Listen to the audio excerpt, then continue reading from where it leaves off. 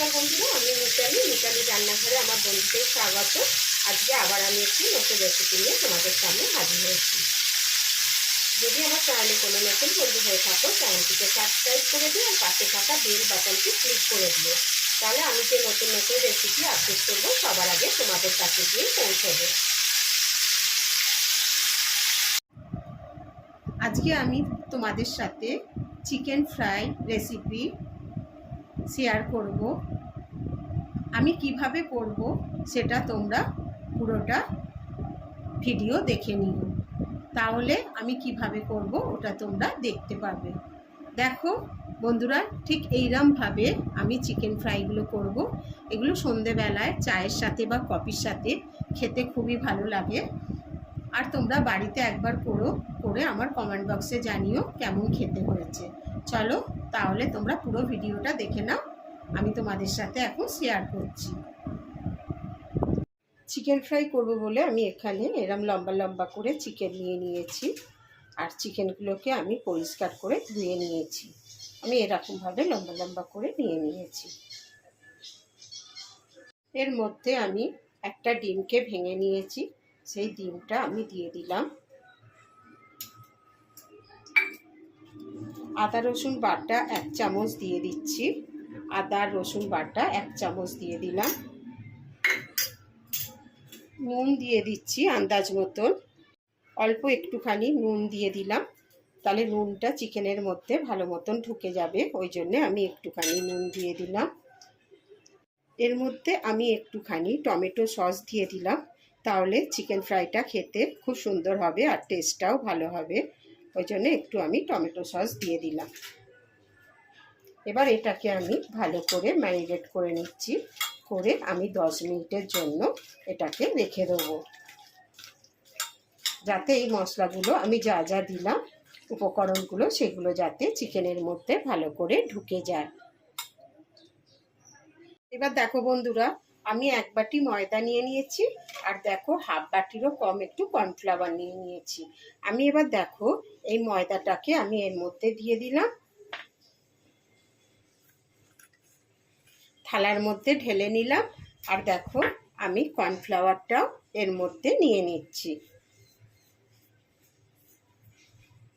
আর আমি এর মধ্যে একটু দেখো আমি নুন দিয়ে দিচ্ছি অল্প করে, দিয়ে আমি এটা ভালো করে আগে একটু মিক্সড করে নিচ্ছি। বন্ধুরা দেখো আমার মিক্সড করা হয়ে গেছে। এবার আমি দেখো একটা করে এরমভাবে চিকেন নিয়ে নিচ্ছি, আর এরমভাবে আমি ভালোভাবে এরমভাবে ডুবিয়ে নিচ্ছি।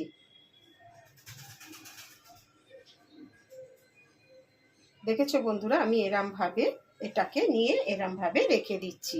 আবার দেখো আমি আর একটাও দেখিয়ে দিচ্ছি।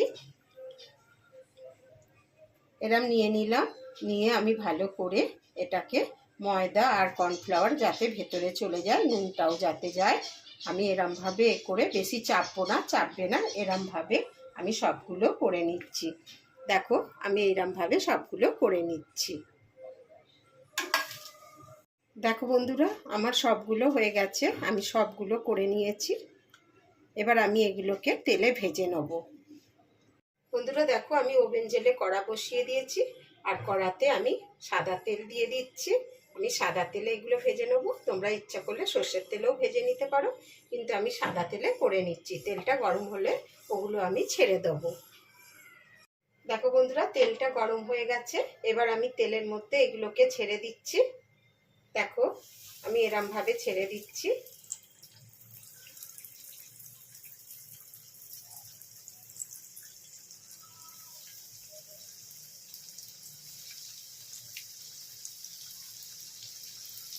সব একসাথে ছাড়বো না,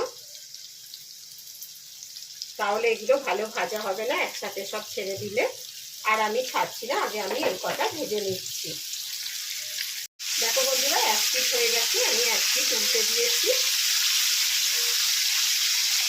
আমি আঁচটাকে একটু কমিয়েই ভাজছি, নাহলে ভেতরটা একটু কাঁচা থাকবে। দেখো বন্ধুরা এগুলো আমার ভাজা হয়ে গেছে, প্রথম পাটের যেগুলো দিয়েছিলাম। এবার এগুলোকে আমি দেখো তুলে নিচ্ছি। বন্ধুরা যদি তোমাদের এই রেসিপিটি ভালো লেগে থাকে তাহলে লাইক শেয়ার কমেন্ট করে দিও, আর অনেক অনেক শেয়ার করে দিও বন্ধু বান্ধবদের মধ্যে, ফ্যামিলিদের মধ্যে। দেখো কত সুন্দর হয়েছে, দেখেছো দেখেছো বন্ধুরা কত সুন্দর হয়েছে। এবার আমি দ্বিতীয় পাটেও কিছু ছেড়ে ভেজে নিচ্ছি। দেখো বন্ধুরা, আবার আমি দ্বিতীয় পাটেও ছেড়ে দিচ্ছি।